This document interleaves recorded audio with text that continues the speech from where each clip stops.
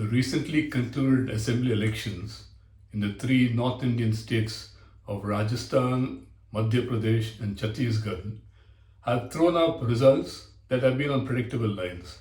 The BJP has swept to par in all the three states. However, what has taken people by surprise is the way the leadership of these three states has been anointed and now is in place. This may sound surprising, and the speculation is all this was a last minute decision taken somewhere in Delhi. To me, this is far from the truth. I think this has been a planned move, and I think a lot of thought has gone into this entire process. Let me try and explain this. What do we require of a good leadership? A good leadership should be in a position to take along the masses and the electorate, not only today but also into the future. Second, the leadership needs to have very good understanding of the market or the state in which they operate. Third, naturally there has to be competence and credentials in terms of their educational background. Fourth, integrity also plays a part. And fifth, the leadership needs to be energetic. This has been proved at the highest levels, where today we have a leadership sitting in Delhi that's able to multitask, take on a comprehensive set of activities, and ensure that all of them are closely monitored and deliver. Coming back to the states, let's examine as to how these various attributes have been addressed.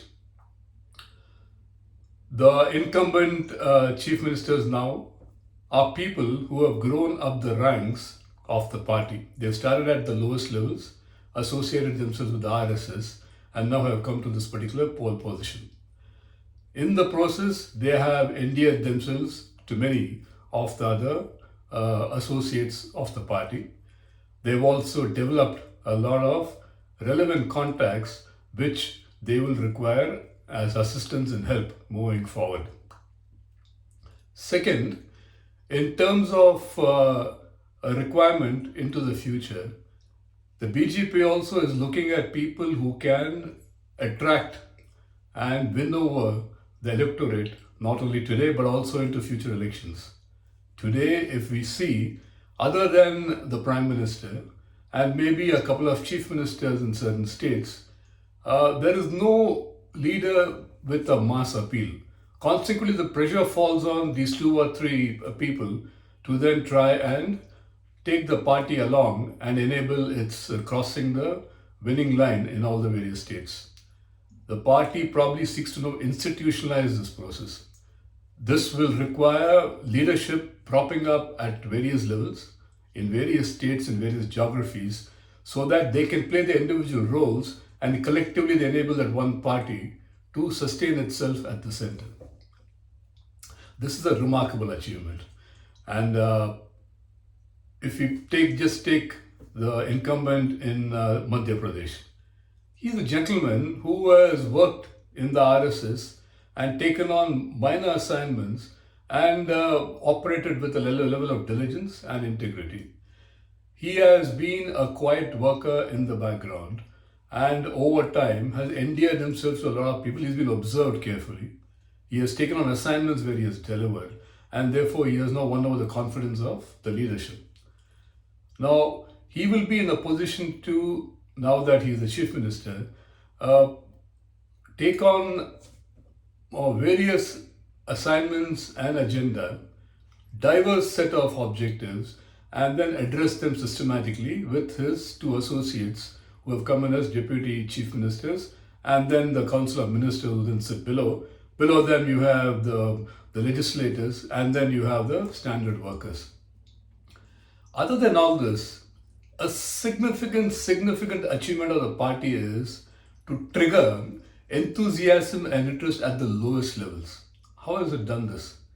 These three incumbents who are now sitting there are people who were ordinary workers, say, a couple of months back. And this has now provided encouragement to other workers at the low levels that they are also being watched. If they then continue to perform well and if they then shine, they stand a chance of rising very fast across the hierarchy of the party. This was not the case with the BJP, say, 2 or 3 years back, and is most certainly not the case with most other parties that exist in this particular country. Other parties need to possibly take a leaf out of what the BJP has done. They also need to then probably develop such a program and not look at the election tomorrow or the month after, but look at their prospects, say, 4 or 5 years hence. The BJP most certainly has today the comfort of having to operate for the next 5 years in these states and enable their leadership to blossom. A typical example that people keep referring to, and I soundly endorse, is the leadership that BJP has in Uttar Pradesh. The chief minister was a bit unconventional. He came from a certain background and probably would not have easily fitted in a contemporary system. However, he came there. He has then performed not only in the first term, but continues to perform exceedingly well in the second term. And look at the development of the particular state. Deriving inspiration from his performance, I guess the party has therefore plucked enough courage to then attempt to do this across the other 3 states. Take Assam, there is a young chief minister. Take Maharashtra, there is Dev Fadnavis, who's again in his late 40s. So when you put all this together, this clearly emerges as a strategy of the party to identify promising young leaders who have served well over the years at various levels of the party and who have now blossomed into their current stature. And this probably will sustain and continue to happen. Now, from this large leadership that will then exist, say, 4 or 5 years hence, maybe the party will be encouraged to identify a couple that can migrate to the highest levels, to the level of the Prime Minister. Spectacular achievement. I think this is something that has been thought through very carefully and is going to benefit this party enormously. Thank you.